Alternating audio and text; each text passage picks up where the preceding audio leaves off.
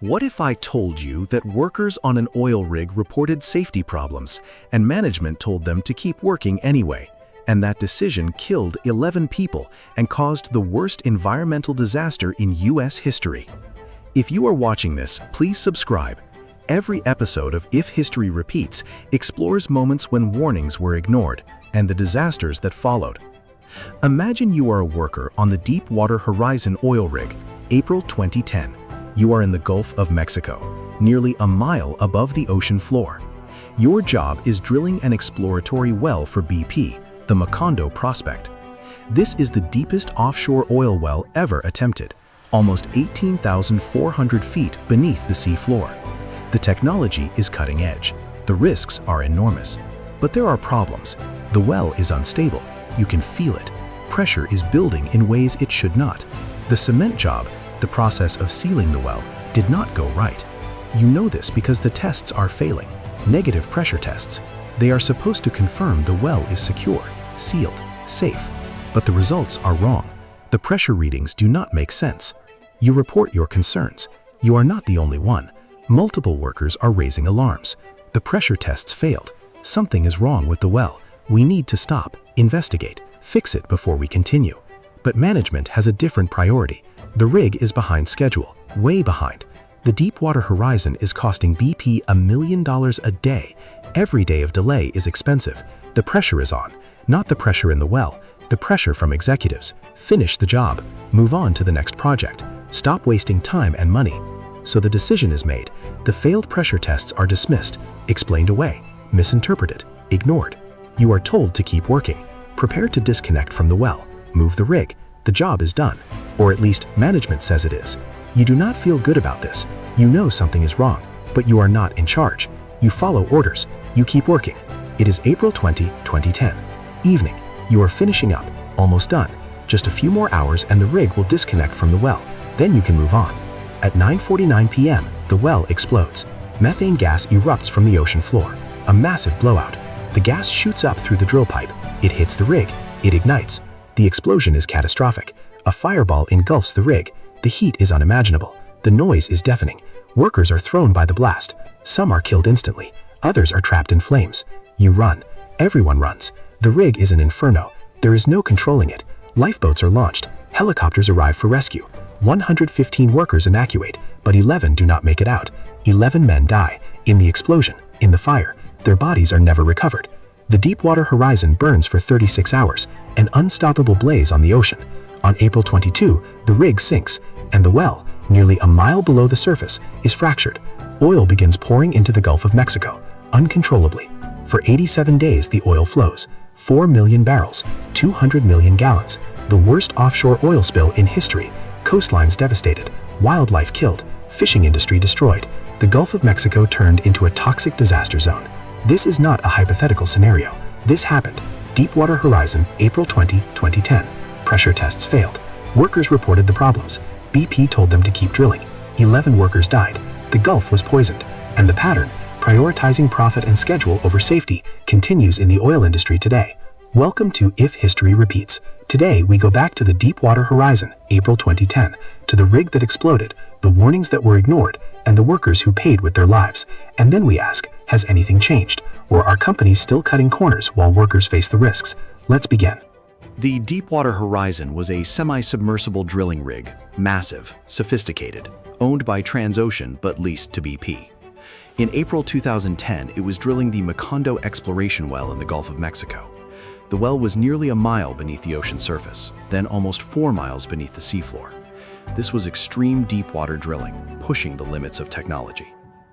BP was under pressure. The project was behind schedule, significantly behind. The original timeline had been exceeded.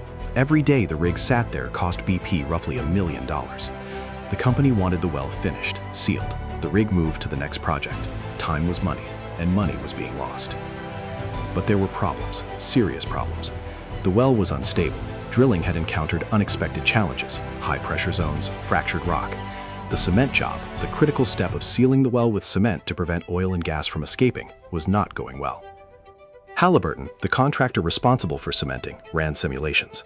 Their engineers warned that the cement design BP wanted to use was risky. It might not hold. They recommended a more robust design, more centralizers to ensure even cement distribution. BP rejected the recommendation. The safer design would take more time, cost more money. BP chose the cheaper, faster option. The cement was pumped, but there were signs it did not work properly. Cement is supposed to create a solid barrier. If it fails, oil and gas can flow up the well. That is a blowout, deadly. To verify the cement job worked, pressure tests are conducted, negative pressure tests. The idea is simple: reduce pressure in the well and see if it holds. If the cement is solid, pressure stays stable. If the cement failed, pressure will rise because oil and gas are leaking through. On April 20th, the crew ran the negative pressure test. The results were bad. Pressure was rising when it should not. This indicated a problem. The well was not sealed.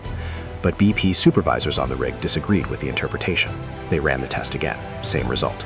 They ran it a third time using a different method. Still, the readings were wrong. Workers were concerned. The results clearly showed something was wrong. But BP's well site leaders on the rig made a decision. They accepted the test, declared it passed, decided the well was secure. The crew was ordered to proceed with temporary abandonment, the process of capping the well so the rig could disconnect and move. This decision was driven by pressure to finish, to move on, to stop costing BP $1 million a day. The well was not safe. The tests proved it, but the decision was made anyway. As the crew prepared to disconnect, the well was being converted from heavy drilling mud, which suppresses pressure, to seawater, which is much lighter. This reduced the pressure holding the oil and gas down. If the cement seal was weak, this was the moment it would fail. At 9:49 p.m., it failed. Methane gas, under immense pressure deep underground, found a pathway through the failed cement. It shot up the well, thousands of feet per second.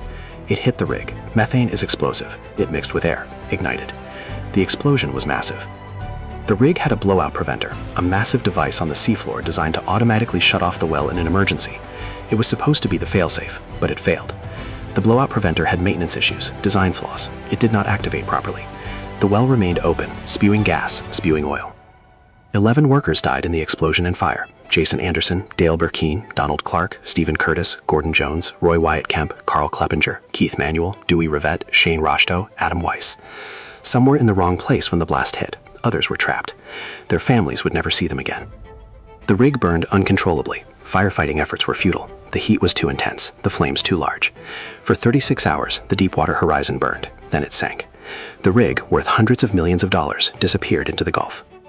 But the well was still open, a mile beneath the ocean surface, oil and gas pouring out. Estimates suggest 60,000 barrels a day at the peak, a massive underwater gusher, visible from space, spreading across the Gulf. BP tried to cap the well, failed. Tried again, failed. Attempted a top kill, pumping heavy mud to suppress the flow, failed. The well was too damaged, the pressure too great. For 87 days, the oil flowed. The environmental damage was catastrophic. Over 1,100 miles of coastline affected: Louisiana, Mississippi, Alabama, Florida. Beaches covered in oil, marshes destroyed. The fishing industry, a vital part of the Gulf economy, was decimated. Thousands of marine animals died: dolphins, sea turtles, birds, fish. The long-term ecological impact is still being studied. BP faced intense public outrage. Criminal investigations began. In 2012, BP pleaded guilty to 11 counts of manslaughter and other charges. The company paid $4 billion in criminal fines, the largest in U.S. history at the time. Civil settlements added another $20 billion. The total cost to BP exceeded $65 billion. But no executives went to jail. No individual was held criminally responsible for the decisions that led to the explosion. The company paid, the workers died, the Gulf was poisoned. And the executives who pushed for speed over safety faced no prison time. Investigations revealed a clear pattern: cost-cutting, schedule pressure, ignored warnings, regulatory failures. The Minerals Management Service, the government agency supposed to oversee offshore drilling, had deep ties to the oil industry. Regulatory capture, weak enforcement. A system designed to let companies prioritize profit over safety. The Deepwater Horizon disaster was not an accident. It was the result of decisions. Decisions to use cheaper cement, decisions to ignore failed pressure tests, decisions to keep drilling when workers raised alarms. Every step was a choice, and every choice prioritized money and time over the lives of workers and the health of the Gulf. So here is the question. Has the offshore oil industry learned the lessons of Deepwater Horizon? Are rigs safer now? Are workers protected? Or are companies still cutting corners? The answer is complicated. Some changes were made, some lessons were learned, but the fundamental problems remain. After Deepwater Horizon, regulations were strengthened. The Bureau of Safety and Environmental Enforcement was created to replace the discredited Minerals Management Service. Blowout preventer standards were upgraded, inspections increased, emergency response plans improved. But the industry still resists regulation. Lobby groups fight against stricter rules, argue they are too expensive, too burdensome, the same arguments made before Deepwater Horizon. And in some cases, regulations have been rolled back, weakened. The political pressure from the oil industry is immense. Offshore drilling continues. Deepwater drilling continues. Rigs are still operating in extreme conditions, a mile beneath the ocean, 4 miles beneath the seafloor, pushing limits, taking risks. And the calculation remains, the cost of safety measures now versus the cost of a disaster later. Too often, companies gamble that the disaster will not happen. Workers still report safety concerns, and sometimes those concerns are still ignored. The pressure to finish jobs quickly, to meet deadlines, to reduce costs, that pressure has not gone away. It is built into the system. Executives are rewarded for efficiency and profit, not for safety. The pattern is clear. Warnings are given, ignored. Disaster follows. Investigations happen. Fines are paid. Regulations are promised, but no one goes to jail, and the incentives that created the disaster remain in place. If you made it this far, thank you. On April 20, 2010, pressure tests failed on the Deepwater Horizon oil rig. Workers reported the problems. BP told them to keep drilling. At 9:49 p.m., the well exploded. 11 workers died. The rig burned and sank. For 87 days, oil poured into the Gulf of Mexico, 4 million barrels, the worst offshore oil spill in history. The disaster was preventable. The warnings were ignored. BP paid billions in fines. No executives went to jail. And the pattern, profit over safety, schedule over lives, continues. Share this with someone who refuses to look away. Next episode, London, December 1952. A thick yellow fog descends on the city. It is not normal fog. It is smog, a toxic mix of coal smoke and fog. Visibility drops to zero. People cannot see their own hands. But it is not just visibility. The smog is poison. People start dying, thousands of them, in hospitals, in their homes, on the streets. 12,000 people die in 5 days. The Great Smog of London, caused by unregulated coal burning. Industries and homes burning coal with no pollution controls. The government knew coal smoke was dangerous. Doctors had been warning for years, but regulation was seen as bad for business, so nothing was done, until the smog came, and 12,000 people suffocated. Children, elderly, healthy adults, killed by the air they breathed.